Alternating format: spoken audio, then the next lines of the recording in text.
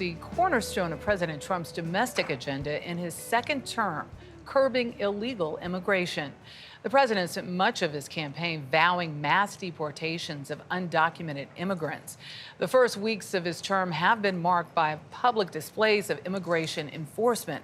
But whether the administration can carry out its plan to deport millions of people remains to be seen. CBS News immigration reporter Camilo Montoya Galvez went to rural Wisconsin to see how undocumented workers play a key role in America's food supply chain. Down this road in Waumondy, Wisconsin, population 500, lies John Rosnow's farm.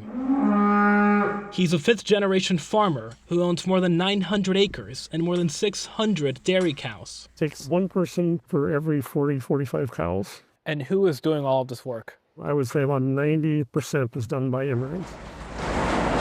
Immigrants like Kevin, who was born in central Mexico and crossed the U.S. border illegally when he was 18. Now 21, Kevin is among the 11 million undocumented migrants living in the U.S. More than 10,000 of them work on Wisconsin dairy farms. What kind of work do you do here on the farm? ¿Qué trabajo haces aquí en la granja?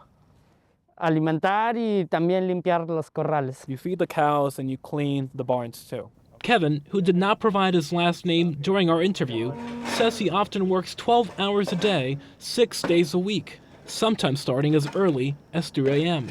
But the pay is better than back home. Does your family depend on your salary here in the U.S.? My mother and my siblings, of course. But since I have my dad here, he also sends them money. Nationally, more than half the workers in the dairy industry are undocumented.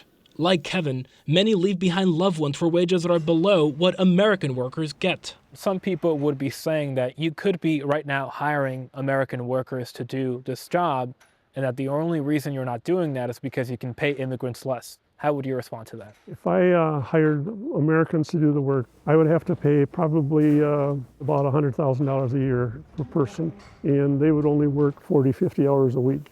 I would be out of business within 6 months. I couldn't afford it. If the price of milk was, or like a gallon of milk cost $10 in the store, then I could probably do that.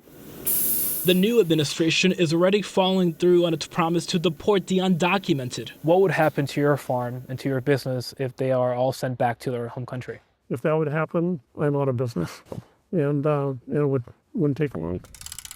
Rosnow fears the future. Kevin does not. 4 years ago, when he was president, he said, "I am going to deport everyone," but it never happened.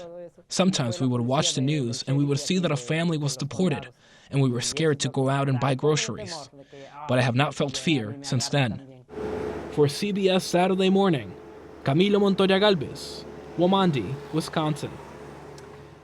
That story is part of an upcoming CBS Reports documentary that goes inside the dairy industry. The Price of Milk premieres Sunday, March 9th on CBS News 24/7.